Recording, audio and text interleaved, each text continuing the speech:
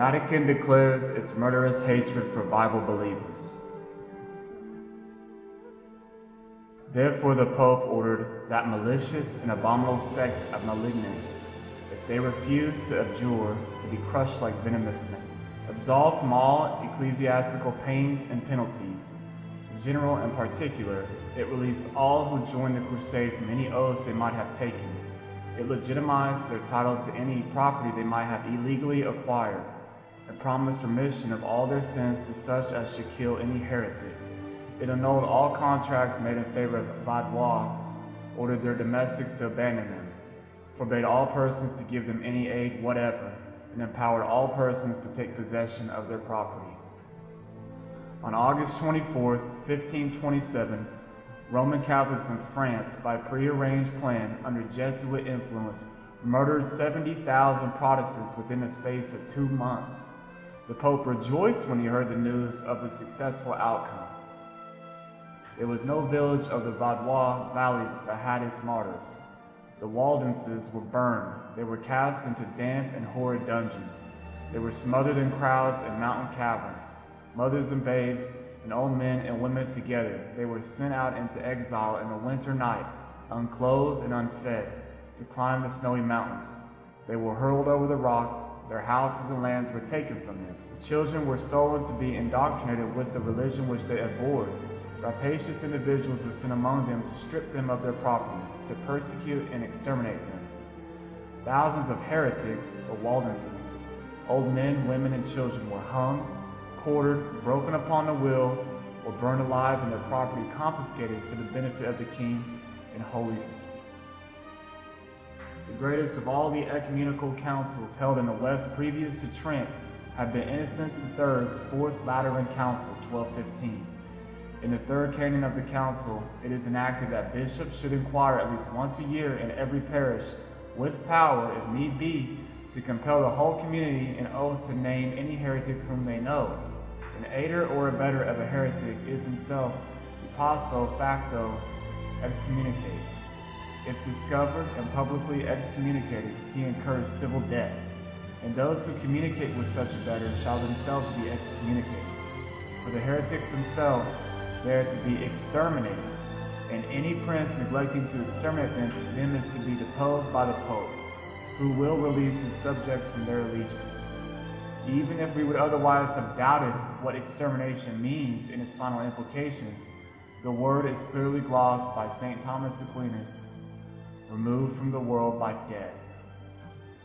Experience teaches that there is no other remedy for the evil but to put heretics or Protestants to death.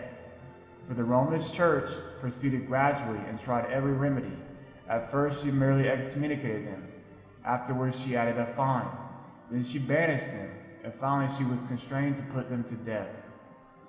The word says, "They shall put you out of the synagogues. Yea, the time cometh that whosoever killeth you will think that he doeth God's service. And these things will they do unto you, because they have not known the Father nor me." John 16, verse 2-3. March 12, 2000. Pope John Paul II admitted the Roman Catholic Church killed the believers and does not know the Father or Jesus. To deny that is to deny the very words of Jesus Christ.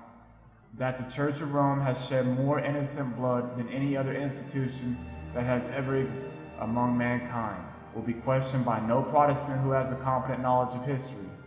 It is impossible to form a complete conception of the multitude of her victims, and it is quite certain that no powers of imagination can adequately realize their suffering. For professing faith contrary to the teachings of the Church of Rome, history records the martyrdom of more than 100 million, a million Waldenses and Albigenese, Swiss and French Protestants, perished during a crusade proclaimed by Pope Innocent III in 1208. Beginning from the establishment of the Jesuits in 1540 to 1580, 900,000 were destroyed. 150,000 perished by the Inquisition in 30 years. Within the space of 38 years after the edict of Charles V against the Protestants, 50,000 persons were hanged, beheaded, or burned alive for heresy. 18,000 more perished during the administration of the Duke of Alva in 5.5 years. On August 24, 1572, Roman Catholics in France, by prearranged plan under Jesuit influence, murdered 70,000 Protestants within the space of 2 months. The Pope rejoiced when he heard the news of the successful outcome. Catholics say only 30,000 were slain. Protestants put the number at 70,000. We prefer the latter figure. If there were 70,000 Huguenots, French Protestants, in Paris the night of the massacre, so much the more justification for the slaughter. We have heard ring out many times the very bells that called the Catholics together on that fatal night. They always sounded sweetly in our ears. You ask if he, the Roman Catholic, were Lord in the land, and you were in a minority, if not in numbers yet in power, what would he to do to you?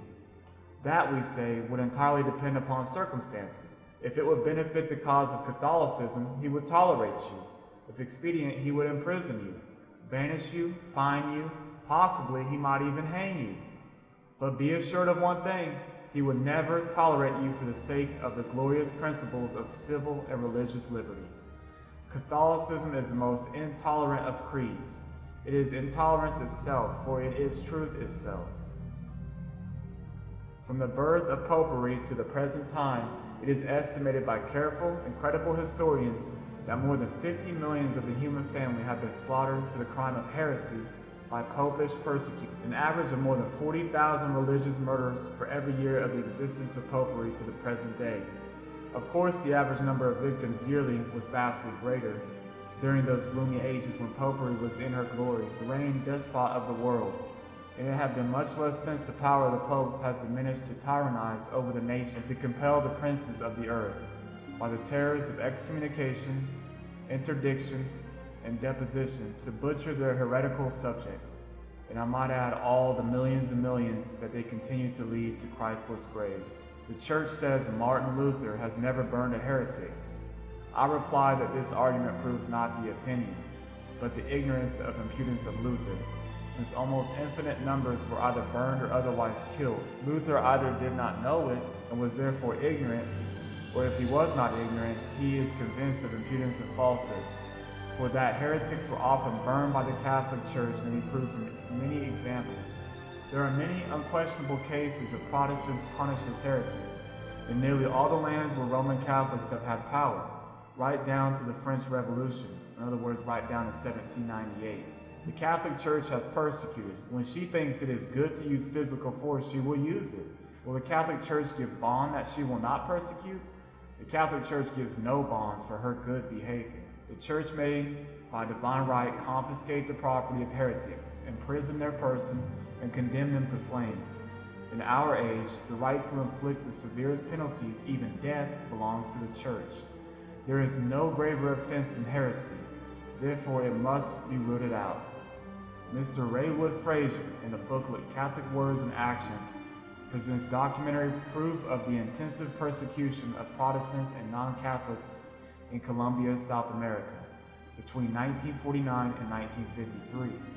The Catholic Church had the support of the Colombian government in the destruction of many churches, and the liquidation of more than 1,000 documented cases, some of whom were shot, drowned, or emasculated. He says that there is evidence of over 60,000 killed. Pope Pius XII awarded the President of Colombia with one of the highest awards which the Church bestows, and praised Colombia for its example of the Catholic faith. The defense of Roman Catholics to this presentation is as follows. Communists destroy churches because they are God's enemies. Catholics destroy churches because they are God's friends. Against such men-founded churches, Catholics in Latin America should arise and wipe them out with fire. The rector of the Catholic Institute of Paris, H.M.A. Baudrillard, revealed that the attitude of the Church and her leaders toward persecution. When confronted with heresy, he said, she does not content herself with persuasion. Arguments of an intellectual and moral order appear to her insufficient, and she has recourse to force, to corporal punishment, to torture. The following collection of quotes are cited from the American textbook of Popery, which in turn quotes the Directory for the Inquisitors. He is a heretic who does not believe what the Roman hierarchy teaches. A heretic merits the pains of fire. All sects of heretics are condemned, and various punishments are appointed for them and their accomplices. Statutes that impede the execution of the duties which appertain to the office of inquisitors are null and void. They who bury persons knowing them to be excommunicated, or their receivers, defenders, or favorers, shall not be absolved unless they dig up the corpse, and the place shall be deprived of the usual amenities of sepulture. All defense is denied to heretics. For the suspicion alone of heresy, purgation is demanded. Heretics are by right condemned.